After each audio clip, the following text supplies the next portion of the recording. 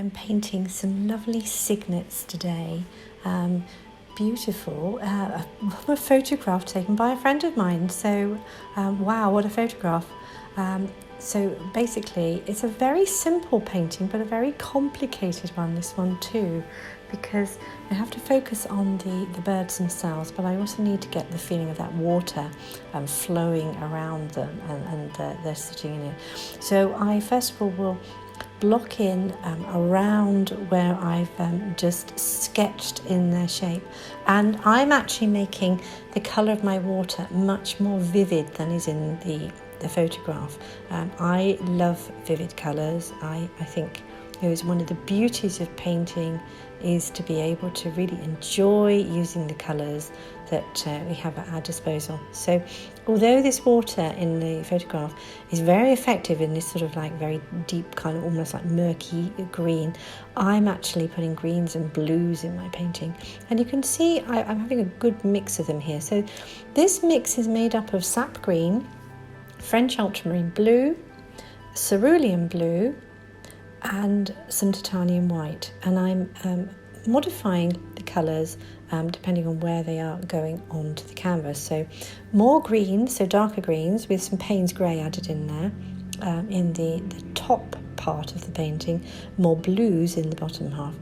I've added in the generalised shape of the ripples the cygnets are causing as they swim through the water with titanium white, and I've tapped that on with my palette knife, and I've spread all the other paint around with my palette knife, and now I'm fan brushing to soften that up. So I have a general feel of water and a little bit of the shadows or the darks where the cygnets are casting shadows on the water, and I'm gradually going to work that up in a number of layers.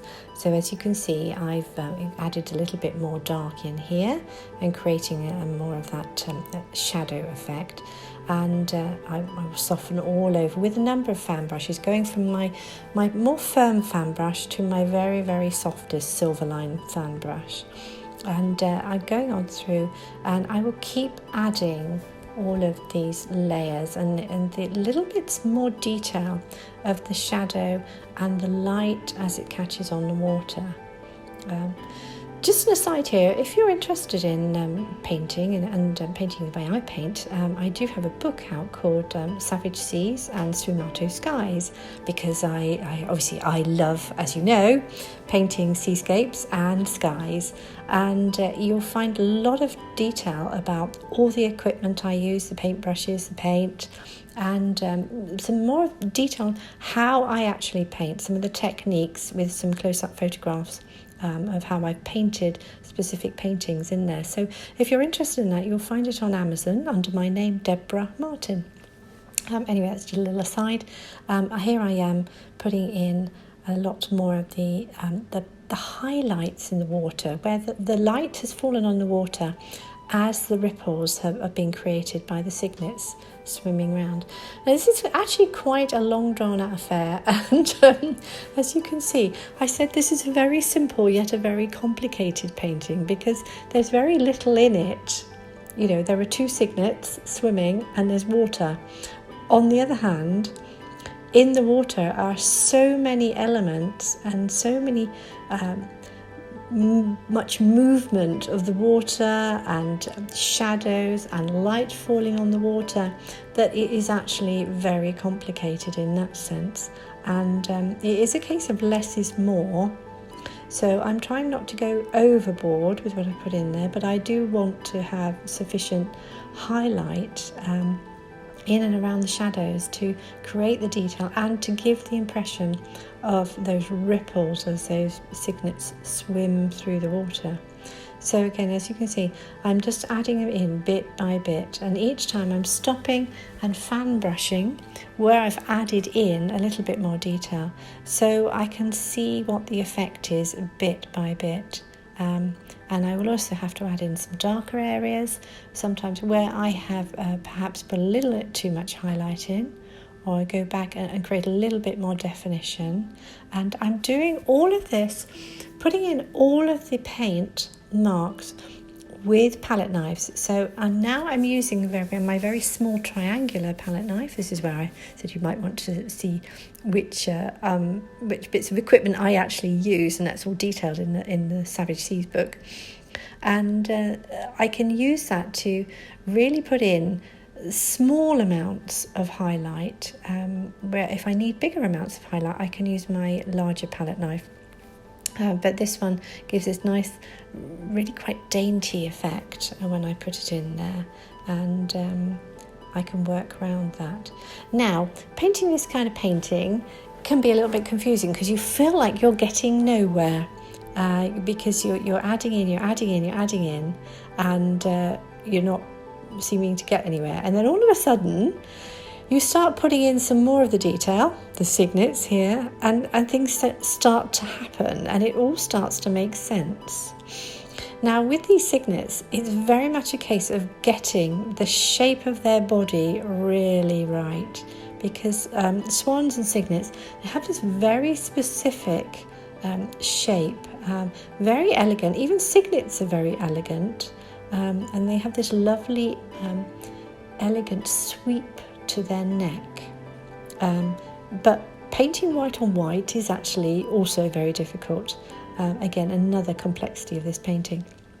So I've actually got one cygnet against another, which is white on white. So what I'm trying to do is to retain some idea of that definition between them, but whilst also making sure that I have that the white, really have the white in there that defines them.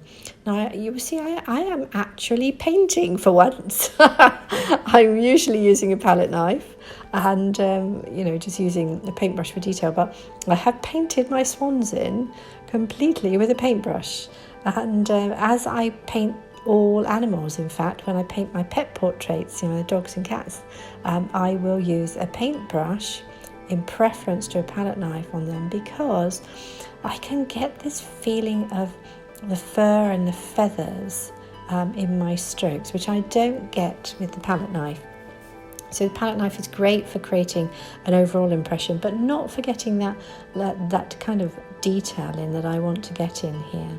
So I'm working with titanium white and Payne's grey mainly here.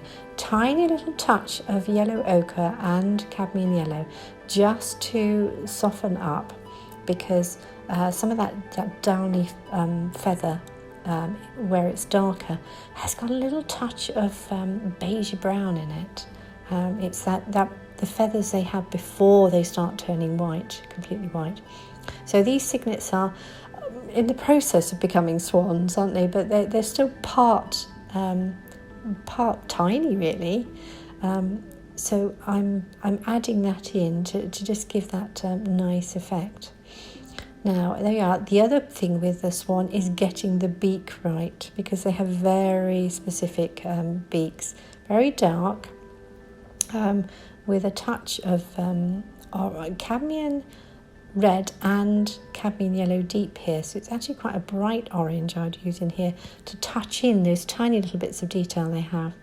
But also because of how this painting is presented, how this photograph is taken, that it's actually, their beaks are quite dark here.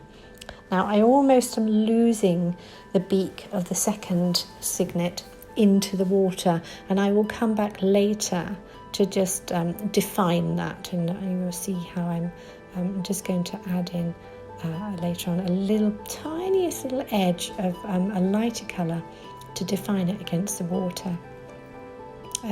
So touching it with a very fine brush here. I'm using a very fine brush to paint in, and I'm swapping between them. So my brushes are basically a brush I'm using for any white areas, a brush I'm using for any really dark areas where I've got some very dark forms of Payne's grey on there, not lightened much at all, and another that has that lovely sort of beigey under feather effect. So I switch between those brushes, but they're all quite fine, so I can actually literally add in those tiny little bits of feather with some tiny brush strokes, which just gives that feathery effect in there. and then I can add in a little bit more detail if I need to. After I've stood back and sort of looked at what I've done and decided whether or not I need to put in a little bit more detail. Just softening the edges, there we are. So around each of those edges, I'm just adding the tiniest of brush strokes to signify the fur, the feathering effect that there is there. And I won't soften these, I won't fan brush these because I still want to keep that. There's little crisp areas of brush strokes, and I'm going to go around the edges of each of the cygnets, and then I'm going to go around all of the edges of those ripples and add in just tiny little bits more detail just to bring out those ripples and where the light is catching on those ripples.